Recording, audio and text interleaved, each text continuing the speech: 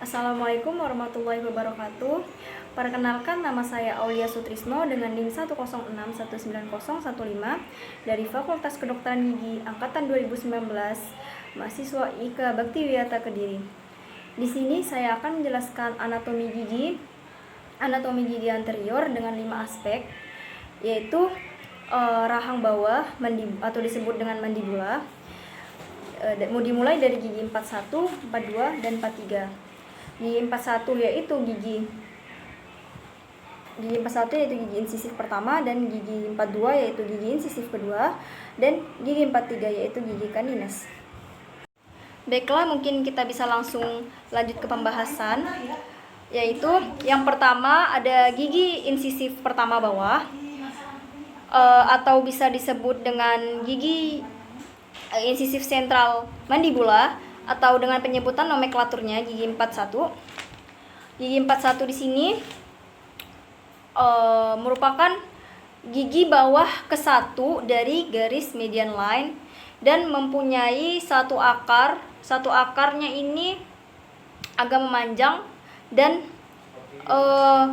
gigi insisif pertama bawah ini berbentuk seperti kapak, dan giginya itu kecil, serta dibandingkan dengan gigi insisif pertama.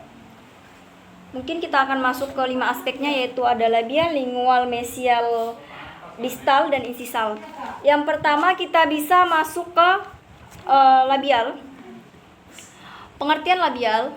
Labial ini, aspek labial ini berbentuk seperti kapak pada bagian koronanya, pada bagian mahkotanya. Lalu sudut mesial insisalnya ini 90 derajat. Lalu lanjut, sudut disto insisalnya ini hampir 90 derajat, dan sudut mesial insisalnya ini 90 derajat, dan akarnya ini membelok ke arah distal.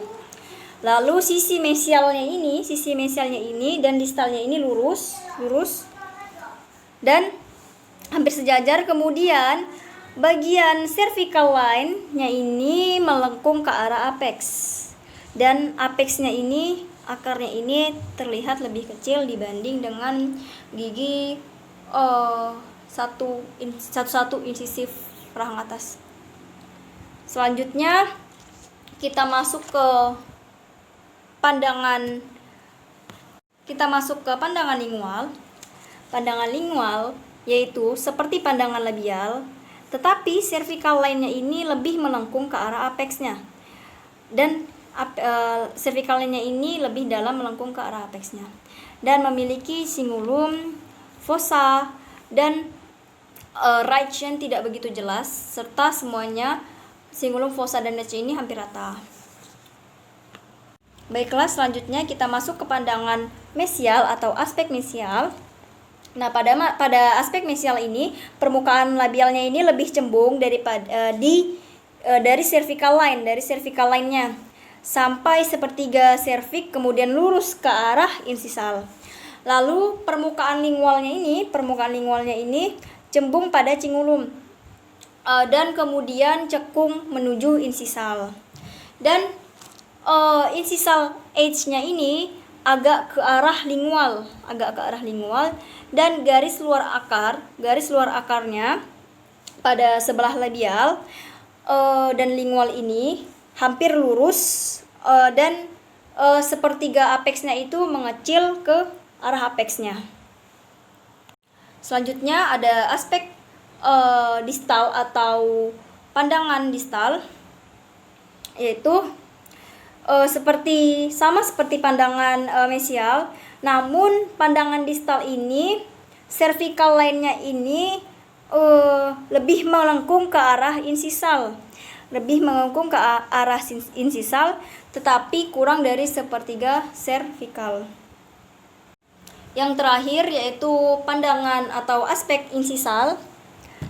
Nah, pada aspek atau pandangan insisal ini terlihat permukaan labialnya ini lebih besar daripada permukaan lingual, dan sisi mesial dan distalnya ini sama-sama simetris. Lalu permukaan labialnya ini terlihat banyak sebab incisal edge-nya lebih ke arah lingual. Selanjutnya kita ke gigi 42 atau disebut juga insisif kedua bawah atau disebut juga insisif lateral mandibula. Gigi insisif kedua bawah atau gigi 42 ini yaitu merupakan gigi bawah kedua dari median line atau mempunyai satu akar, ukurannya lebih besar dibanding dengan insisif pertama bawah, dan mempunyai 5 aspek juga yaitu labial, lingual, insisal, distal, dan mesial. Kita akan beralih ke labial, yaitu pertama aspek labial. Aspek labial ini seperti kapak pada bagian atasnya, dan sudut mesio-insisalnya ini hampir 90 derajat, dan sudut disto-insisalnya ini agak bulat, dan garis insisalnya ini turun dari mesial ke distal, dan dan labial ini tampak seperti huruf V atau U, dan cervical line-nya ini melengkung ke arah apexnya. Pandangan lingual ini seperti labial, sama seperti labial, tetapi terdapat fossa dan cingulum. Cervical line-nya ini melengkung ke arah apex.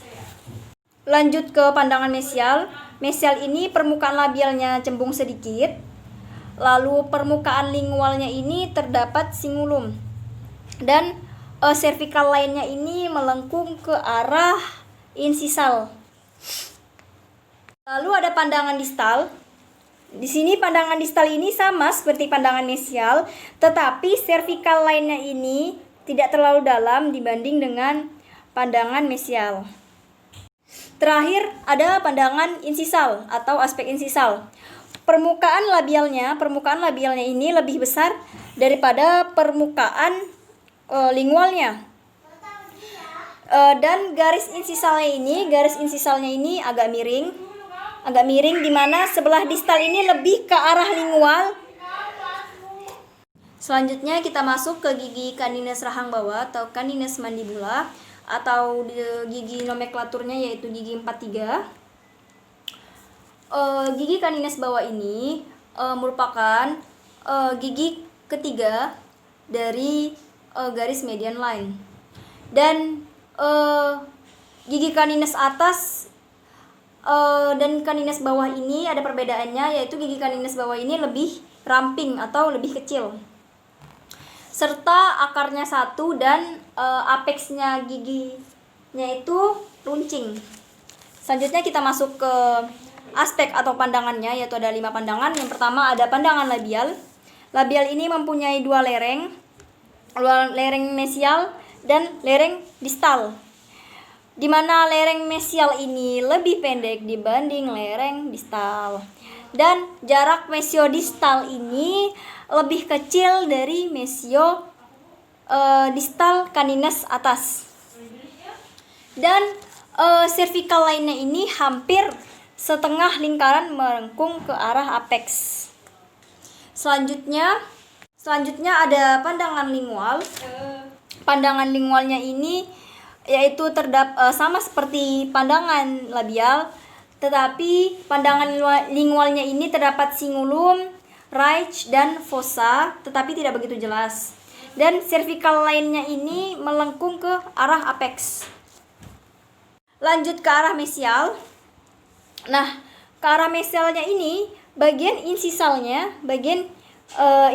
ini lebih tebal, dan puncak kapsnya ini agak ke arah lingual, dan cervical line-nya ke arah insisalnya itu melengkung. Lalu selanjutnya kita ke pandangan insisal. Pandangan insisal ini atau aspek insisal ini yaitu permukaan labialnya ini lebih lebar daripada permukaan labial. Dan garis insisalnya miring ke arah lingual. Sekian video dari saya. Semoga bermanfaat. Jika ada salah kata atau salah pengucapan, mohon maaf sebesar-besarnya. Wassalamualaikum warahmatullahi wabarakatuh.